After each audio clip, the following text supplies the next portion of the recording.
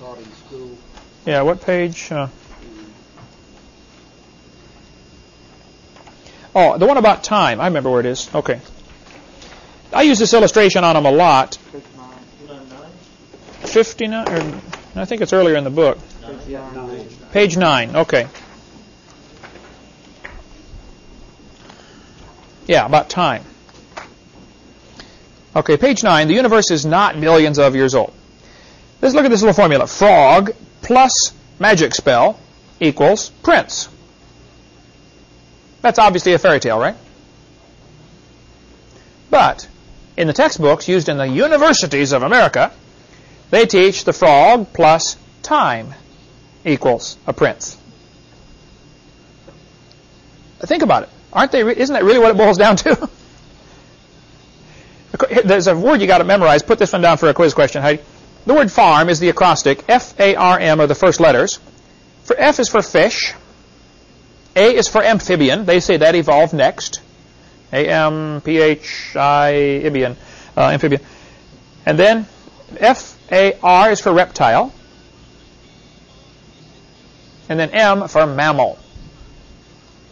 That's a quick way to memorize how evolution supposedly happened. The fish evolved first, and they slowly evolved into amphibians, and they slowly evolved into reptiles, and then they slowly evolved into the mammals and the birds. This is the way they teach it. They're still teaching that the frog turns to the prince. But now it doesn't happen quickly, it happens slowly. If I told you the magician flew through the air across the room, you'd say, well, that's a fairy tale, right? What if I said he walked slowly through the air? It's still a fairy tale, right? Time doesn't change anything. But what it really boils down to is time is the hero for evolution. Did you know back in 1770 they were teaching the Earth is 70,000 years old? By 1905 they were teaching it's 2 billion years old. 1969 when they landed on the moon they said the Earth is 3.5 billion years old. Now they're saying it's 4.6 billion years old. The numbers keep getting bigger because they're realizing more problems. That wouldn't work. That'd take too long. That couldn't happen. I'm sure they're going to bump this number up. Someday they won't be saying 4.6. They'll be saying 4.7 or 5.0 or who knows. They keep adding time because somehow it gets lost in the human brain. Well, wow, that could be true, you know. No, I'm sorry. It's still frogs don't turn to princes. I don't care how long you give them. Okay, who remembers the atheist Madeleine Murray O'Hare's son's name? Oh, take a raisin. You all got it right. William Murray. Very good. What grade was he in when they took prayer out of schools? 9th grade. Well, the man that came here the other day, Dan, and ran the tractor leveling, he lives in Mobile, worked for a while here. He did the landscaping for Madeleine Murray O'Hare, her atheist headquarters in Texas. He made her a special walking stick. Now, the guy's a Christian. In her cane that she used, the top unscrewed. She did not know that. He unscrewed the top and put a little tiny Bible in there. Here's Madeleine Murray O'Hare walking around with a Bible in her hand for years. Never did know it. He said he only saw her smile one time. All the time he worked there. He helped her up out of the chair one time and gave her a big hug. Only time he's ever seen her smile. If you read My Life Without God by William Murray, he gives a little of the history of his mother, Madeleine Murray O'Hare. Madeleine's mother was just a teenager when she got pregnant out of wedlock. She didn't want to have the baby, so she jumped out of the second-story window trying to have an abortion.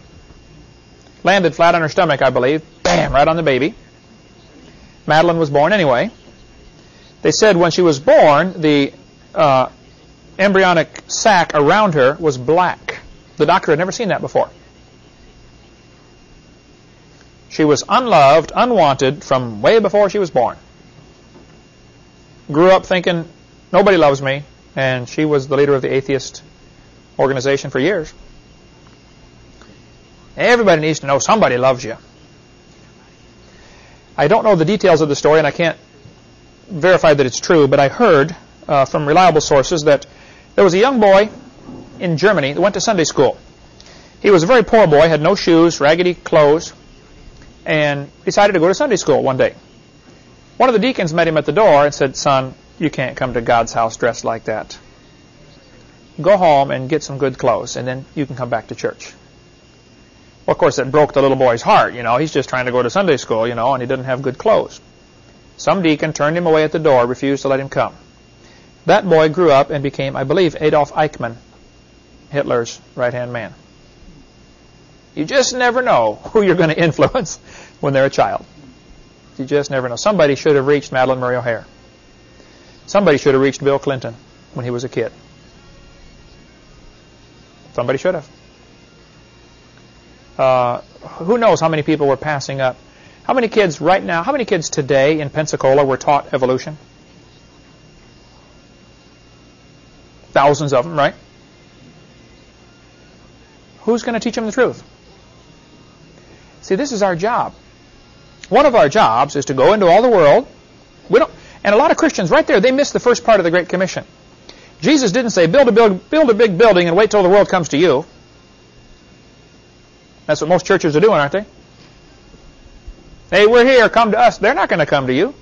Go ye into all the world and preach the gospel to every creature.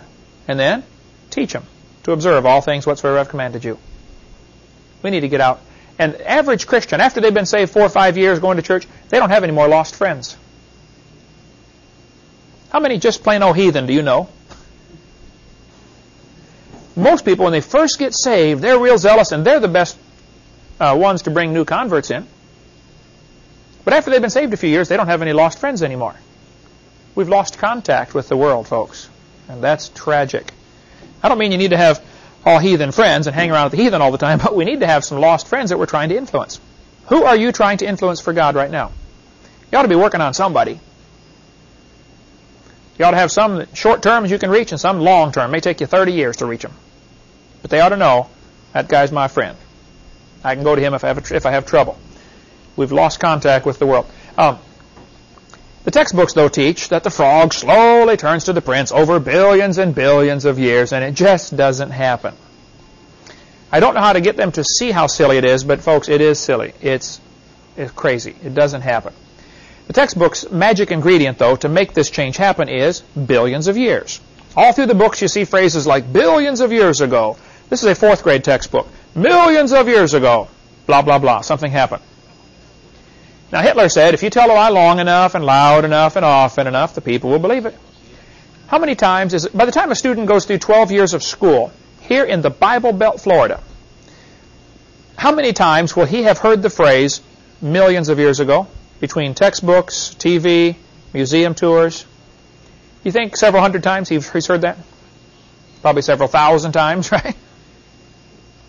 Eventually it gets into his brain and he just thinks, well, it must have happened. After all, I've heard this millions of times.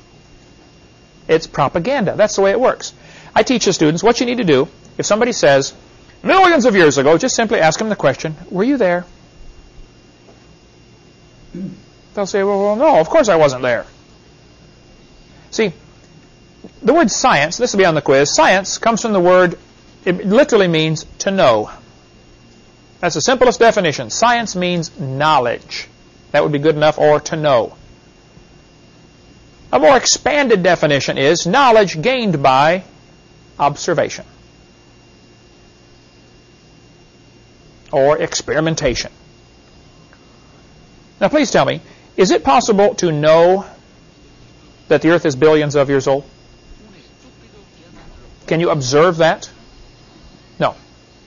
Can you believe that? Oh, yeah. And when I speak in public schools, I will try to teach the kids the difference between what you know and what you believe. For instance, I'll show them a textbook that says billions of years ago, and I'll say, oh, the kids right there. Does the guy who wrote this book, was he there? No. Does he know it's billions of years old, or does he believe it's billions of years old? And they start to say, oh, yeah, he believes it. I use the word think. Does he know or does he think? Well, he thinks it's billions of years old, doesn't he? Is there any way he can know that? Can he observe